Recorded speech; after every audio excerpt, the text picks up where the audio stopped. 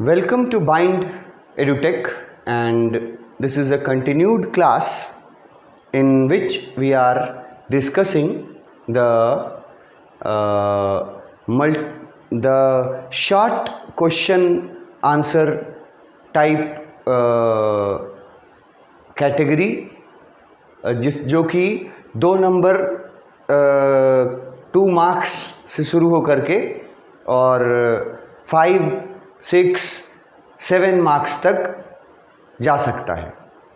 कोई उन क्वेश्चंस को हम लोग डिस्कस कर रहे हैं, उनके आंसर्स भी डिस्कस कर रहे हैं। और मैंने एक बात आपको बताया था कि क्वेश्चंस एक ही क्वेश्चन एक तो अलग अलग तरीके से पूछा जा सकता है, तो इसीलिए हम हमेशा क्वेश्चन में बोलते हैं कि क्वेश्चन में एक कीवर्ड होता है, उसको पहले पकड़ना पड़ता है, और उसी कीवर्ड को पकड़ लिया जो स्टूडेंट, तो वो सही आंसर लिखेगा। अगर कहानी, स्टोरी, चैप्टर पढ़ा हुआ है अच्छे से, तो क्वेश्चन में एक कीवर्ड होता है और उसी कीवर्ड के बारे में पूरा आंसर लिखा जाता है। चाहे आंसर 2 नंबर का पूछे, चाहे आंसर 4 नंबर का पूछे, चाहे आंसर 6 नंबर का पूछे, चाहे किसी बोर्ड में आंसर 8 नंबर का भी पूछे, सेम क्वेश्चन रहेगा या अलग क्वेश्चन रहेगा, मगर क्वेश्चन में जो कीवर्ड है खाली उसको देख करके आपको समझ जाना है कि हमको किस स्टोरी के किस पार्ट से, किस भाग से इसका आंसर लिखना है। वो कीवर्ड क्वेश्चन में पकड़ करके और वहीं से तय आपको करना पड़ेगा। और उसके बाद देखिएगा कि ये कितने मार्क्स के कैटेगरी में है। तो देखिएगा कि ये मान लीजिए 2 मार्क्स की कैटेगरी में है, तो मैंने आपको बताया कि 2 मार्क्स की कैटेगरी का है, तो तुम्हारी कॉपी में 5 लाइन, 6 लाइन या 7 लाइन इतना आपको लिखना पड़ेगा 2 मार्क्स की कैटेगरी में। 3 मार्क्स के कैटेगरी में भी लगभग इतने ही, 6-7 लाइन लिखना पड़ेगा आपको अपने कॉपी में। तो वो डिपेंड करता है कि पहले जो क्वेश्चन में कीवर्ड मिला उसका आंसर का पहला ही सेंटेंस में उस कीवर्ड को लेकर के जो कीवर्ड आंसर है वो जिक्र कर दिया जाता है। जैसे इसके पहले जो मैंने क्वेश्चन डील किया था, तो क्वेश्चन का कीवर्ड मैंने बताया बेसिक टेल। कि इस कहानी में एक जगह मतलब ये डिस्कस किया गया है कि एक बेसिक टेल है। टेल मतलब हम बताए थे वहाँ पर स्टोरी। एक बेसिक टेल है, फिक्स्ड प्लॉट, और उसी बेसिक टेल में थोड़े थोड़े वेरिएशंस करके जैक 2 साल से अपनी बेटी को कहानियाँ सुना रहा था in the evenings and specially on Saturday day time naps. तो ये उसका कस्टम था जो हम लोग डिस्कस किए थे ऊपर, एक कस्टम वाला पार्ट। तो यहाँ कीवर्ड अगर क्वेश्चन में हमको मिला, समझ गए जो लोग बेसिक टेल, तो उनके मन में वो पूरा पार्ट आ जाना चाहिए कहानी का, टेक्स्ट बुक से भी और एक्सप्लेनेशन से भी। जो मैं बताता हूँ, जो लेक्चर्स हैं एक्सप्लेनेशन के, उसमें मैं बताता हूँ जो टेक्स्ट बुक का हर वर्ड, और फिर एक्सप्लेनेशन में पॉइंट वाइज कुछ मैं जो लिखा होता है उसके बारे में जो मैं बोलता हूँ, वो दोनों में पूरा इस वर्ड से जुड़ा हुआ, बेसिक टेल से जुड़ा हुआ जितना जानकारी आपके पास है, उस जानकारी को क्वेश्चन के मार्क्स के अनुसार तुमको लिख देना है। ठीक है, बेसिक टेल के बारे में कोई क्वेश्चन 2 नंबर का पूछा तो तुमको 5-6 लाइन में 2 नंबर का आंसर दे देना है,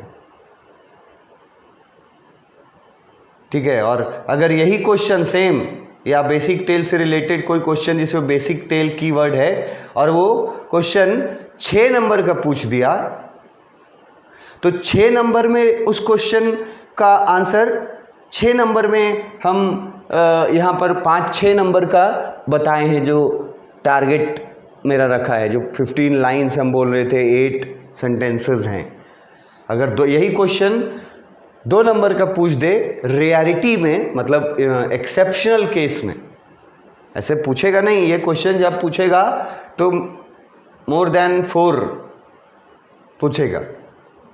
मगर अगर बदकिस्मती से गलती से यही क्वेश्चन बेसिक टेल ये 2 नंबर का सिर्फ दे दे तो आपको 5-6 लाइंस में ही ख़त्म करना होगा, जबकि मैंने आपको जो आंसर दिया है यहाँ वो कितना लाइंस का है, 15 लाइंस का है। तो इन 15 लाइंस में जो बातें लिखी गई हैं उसमें जो फर्स्ट सेंटेंस है उसको तो आप हटा नहीं सकते, कंपलसरी है वो, ये मैंने बताया था। ये जो लास्ट सेंटेंस है इसको आप हटा नहीं सकते। अब बीच में बच गए 6 सेंटेंसेस।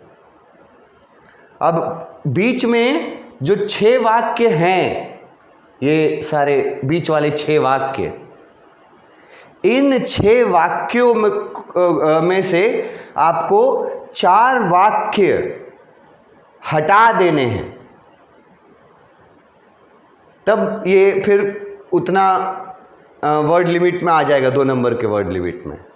लेकिन कौन से वाक्य हटाने हैं इसका डिसीजन स्टूडेंट को करना पड़ेगा और वो डिपेंड करेगा स्टूडेंट के प्रीवियस नॉलेज पे कि इंग्लिश में उसकी क्षमता कितनी है,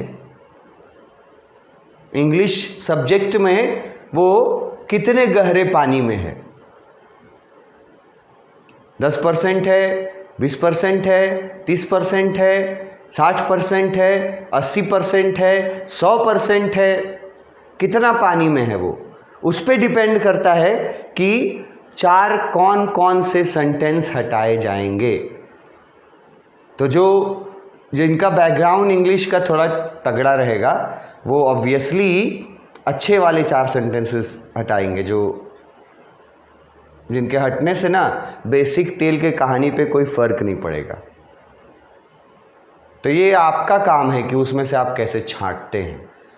अगर 2 नंबर का पूछ दिया तो ऐसे करके आप लिख सकते हैं इसको, बिगिनिंग और एंडिंग दोनों छोड़ दो, रहने दो, और बीच में जो 6 वाक्य हैं उसमें से 4 वाक्यों को हटाना है। कौन कौन वाक्य हटाना है ये मैं डिसाइड करके बताऊंगा, तो आपको कोई फ़ायदा नहीं होगा। आप डिसाइड कीजिए अपने स्ट्रेंथ के अनुसार, वही काम आएगा तुम्हारा एग्जामिनेशन। तो ऐसे करके जो हम 6 नंबर का बताएं, 5-6 नंबर का आंसर इतना लंबा, तो अगर यही क्वेश्चन 2 नंबर में आ जाएगा तो इतना लंबा नहीं लिखना है ना, वर्ड लिमिट्स क्रॉस हो जाएगा तो नेगेटिव चला जाएगा, उसको शॉर्ट करना। शॉर्ट करने का तरीका हम तुमको बता रहे थे। उसके बाद क्वेश्चन नंबर 3 में भी हम लोग आए थे अपने प्रीवियस वीडियो में। क्वेश्चन नंबर 3 में जो कीवर्ड हम लोग डिस्कस किए थे, क्वेश्चन में जो कीवर्ड है Jack's skill in the art of storytelling, ये कीवर्ड है। और इसका मैंने आपको बोलचाल की भाषा में अगर मैं बोलूं तो यहाँ बोला जा रहा है कि कहानी सुनाना, स्टोरी टेलिंग मतलब कहानी सुनाना, ये एक तरह का आर्ट है। आर्ट का मतलब क्या है? कला। कहानी सुनाना एक तरह का आर्ट है, और आर्ट सीखने के लिए, आर्टिस्ट बनने के लिए किस चीज़ की ज़रूरत होती है? स्किल की ज़रूरत होती है। मतलब स्किल का दूसरा सिनोनिम हम दिए थे टैलेंट। जो सब कोई जानता है टैलेंट वर्ड को। तो जैक का टैलेंट के बारे में पूछा है कि जैक जो कहानी सुनाता था अपनी बेटी जो को, तो उसके अनुसार वो कहानी आपने पढ़ा, समझा, जितना भी पढ़ा, उसके अनुसार आप ये बताइए, अपना ओपिनियन दीजिए।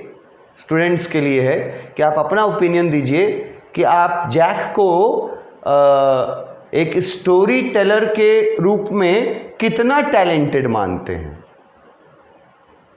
मतलब क्या जैक एक एक्सीलेंट स्टोरी टेलर है? क्या जैक एक वेरी गुड स्टोरी टेलर है? क्या जैक एक गुड स्टोरी टेलर है?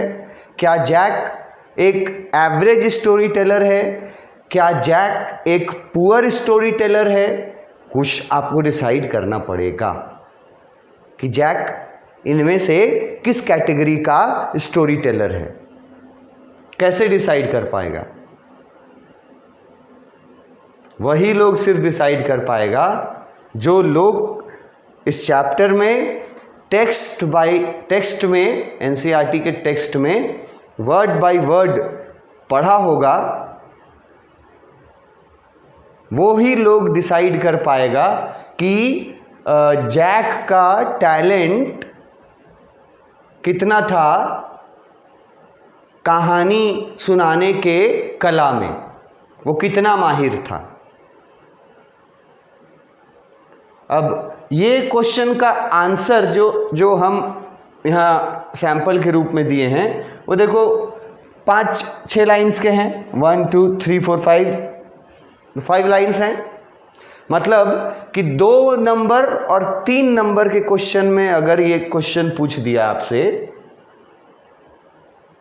ये क्वेश्चन मतलब ये कीवर्ड क्वेश्चन हजारों तरीके से पूछ सकता है।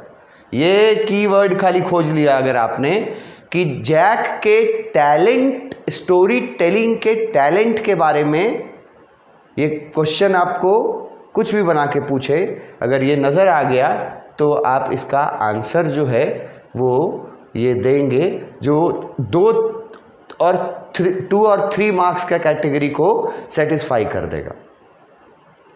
तो पहले तो हम लोग पढ़ लेते हैं कि 2 मार्क्स और 3 मार्क्स के कैटेगरी में अगर ये पूछा कि जैक का टैलेंट आपके अनुसार कितना है, तो क्या हम लोग आंसर उसका देंगे 2 और 3 मार्क्स में। पहले ये जान लेते हैं। आंसर देखो क्या लिखा है। Jack's story lack variety. पहला पॉइंट जैक के स्टोरी टेलिंग के आर्ट के बारे में, ये पॉइंट पॉजिटिव बताया कि नेगेटिव बताया, ये सोचो। लैक वैरायटी में अगर आप लैक का मतलब जानते हैं तो आप इसका मतलब समझ पाएंगे। वैरायटी सबको जानता है। लैक मतलब होता है कमी, कमी जिसको हम लोग बोलते हैं किसी चीज़ की। तो जैक की कहानियों में वैरायटी की कमी थी। अब ये पॉजिटिव बात है कि नेगेटिव बात है? एज ए स्टोरी टेलर,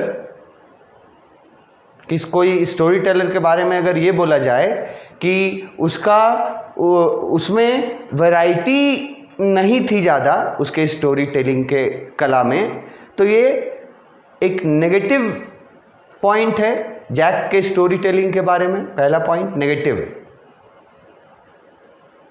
क्या लैक, कीवर्ड क्या है? Lack variety.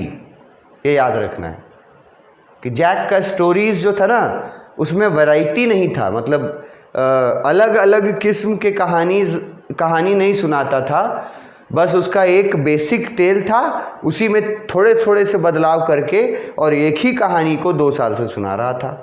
तो it means that Jack storytelling art lack variety.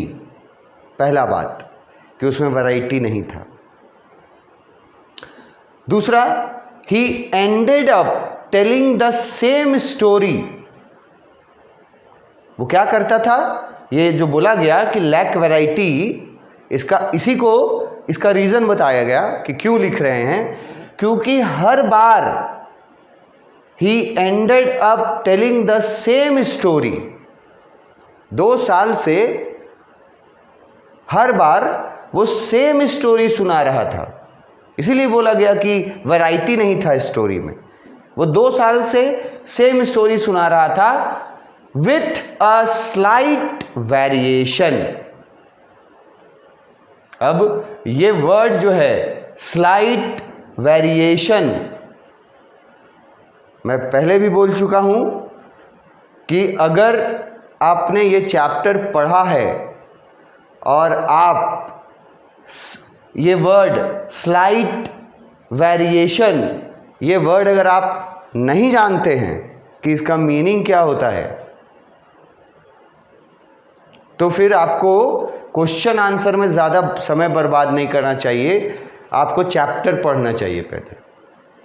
क्योंकि इस चैप्टर को जो भी लोग पढ़ेंगे सिंसियरली, वो ये वर्ड एकदम नहीं भूलेंगे। ये स्टोरी में आया है, slight variation in the basic tale. अब अगर बेसिक टेल क्या था ये नहीं पता है किसी को, तो वो बर्बाद कर रहा है अपना समय क्वेश्चन आंसर पढ़ के। उसको ज़रूरत है कि जा करके स्टोरी पहले जाने, जो भी मीडियम से जाने। मैं भी एक मीडियम से बता रहा हूँ, तो अगर स्टोरीज़ को वो चाहे तो मेरे बताए हुए मीडियम से जान सकता है। मतलब एक्सप्लेनेशन में जहाँ से शुरू करता हूँ लेक्चर नंबर 1 से, और जब मैं पूरा story word by word text book से पहले ओरली एक्सप्लेन करता हूँ, कीवर्ड्स को हाईलाइट करता हूँ, फिर एक्सप्लेनेशन में उनको लिख देता हूँ। ये अगर आप पढ़ेंगे तो इससे आपको ये सब आप भूल नहीं पाइएगा, आपको याद हो जाएगा। स्लाइट वेरिएशन का मतलब होता है छोटा बदलाव। तो जैक के स्टोरी टेलिंग के आर्ट के बारे में पहला सेंटेंस में बताया गया कि लैक्स वैरायटी। अब तुम जो सेंटेंस बनाना है बना लो अपने कैपेबिलिटी के अनुसार, अपने इंग्लिश के नॉलेज के अनुसार, लेकिन उसमें वर्ड हमको दिखना चाहिए क्या, टीचर को क्या दिखना चाहिए, लैक वैरायटी, ये वर्ड दिखना चाहिए कि जैक के कहानियों में वैरायटी नहीं था। उसके बाद वो हर कहानी में सेम स्टोरी सुनाता था, बस क्या करता था, थोड़ा थोड़ा सा बदलाव करता था। हेयर एंड देयर लिखा है, मतलब कहीं कहीं थोड़ा सा बदलाव कर देता था, स्टोरी सेम एक बेसिक टेल पे चलता था। ये लिखा गया कि वो वैरायटी लैक करता था, और ये इस बात का सबूत ये है कि उसकी सारी कहानियाँ एक ही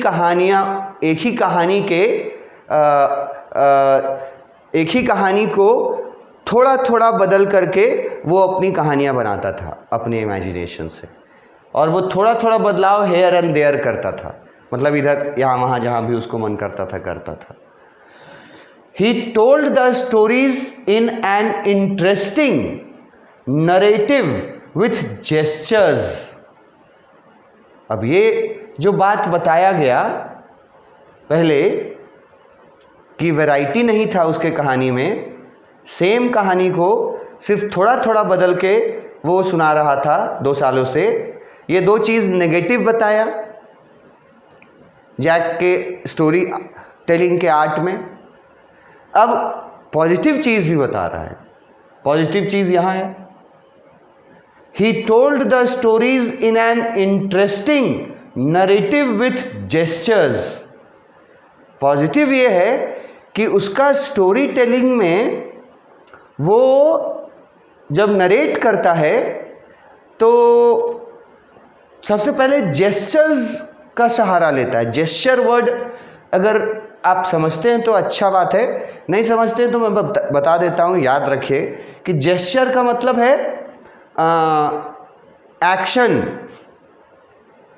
जो मतलब शरीर का जो लुक रहता है, ठीक है, उसको जो जैसे कोई इशारा आप अगर खुश होते हैं तो इशारा आपका एक शारीरिक जो सिंबल रहता है वो अलग रहता है। जब आप दुखी रहते हैं, परेशान रहते हैं, तो आपका बॉडी पे, आपके चेहरे पे वो परेशानी दिखती है, उसी चीज़ को जेस्चर बोला जाता है। तो पॉजिटिव ये बताया पहला सबसे पहला कि वो ना कहानी सुनाते वक्त वो जेस्चर्स भी यूज़ करता था। मतलब कि जिसका कहानी सुना रहा है उसके जैसा वो नकल करने का कोशिश करता था। जैसे अगर डरने का बात कोई है कहानी में तो वो डरने का जेस्चर बनाता था अपने, कि वो डर रहा है।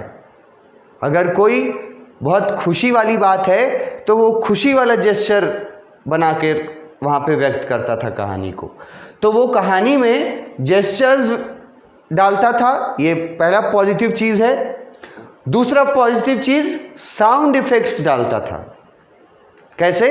अलग अलग कैरेक्टर को जब वो बताता था तो अलग अलग साउंड भी निकालता था, वैराइटीज़ ऑफ साउंड। मतलब विजार्ड का कैरेक्टर करता था तो अलग साउंड, रॉजर स्कंक का कैरेक्टर बताता था तो अलग साउंड, मदर स्कंक का कैरेक्टर बताता था तो अलग साउंड। इसको बोला गया साउंड इफेक्ट्स देता था वो। पॉजिटिवनेस है। एंड समटाइम्स, और कभी कभी इवन सम हिस्ट्रॉनिक्स। अभी ये एक नया वर्ड है हिस्ट्रॉनिक्स, ये जल्दी नहीं सुना होगा स्टूडेंट्स लोग। हिस्ट्रॉनिक्स क्या होता है? पहला जेस्चर्स पॉजिटिव, दूसरा साउंड इफेक्ट डालने की कोशिश करता था। और हिस्ट्रॉनिक्स को अगर तुम बोल चाल की भाषा में समझना चाहो, अनुवाद नहीं करना है, बोल चाल की भाषा में इसको हिस्ट्रॉनिक्स को बोलते हैं हम लोग नकल करना, किसी को इमिटेट करना।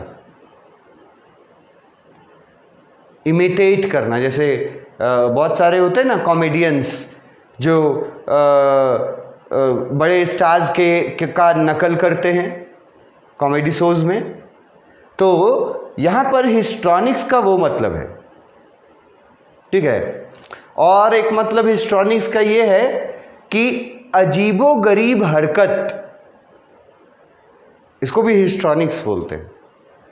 तो जब फादर स्टोरी सुनाते थे तो पॉजिटिव बात 3 आया कि जेस्चर्स था, साउंड इफेक्ट करते थे और हिस्ट्रॉनिक्स भी थे, रहता था उनके स्टोरी में। मतलब कि कभी कभी वो सडन जो एक एक्साइटमेंट लाने वाला जो मोमेंट क्रिएट करते थे उसको हिस्ट्रॉनिक्स बोला गया है। तो ये उसके प्लस पॉइंट हुए।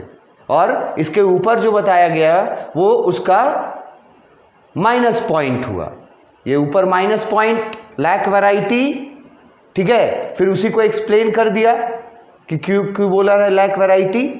उसके बाद सिर्फ एक माइनस पॉइंट के बाद फिर सिर्फ प्लस पॉइंट, कितना? 3। इंटरेस्टिंग नरेटिव विद जेस्चर्स, ठीक है, मतलब इशारे करना, हाव भाव बनाना, फिर साउंड इफेक्ट निकालना, और फिर हिस्ट्रॉनिक्स, मतलब कि अपने हाव भाव को थोड़ा अजीबोगरीब कर लेना, चेहरे के भाव को।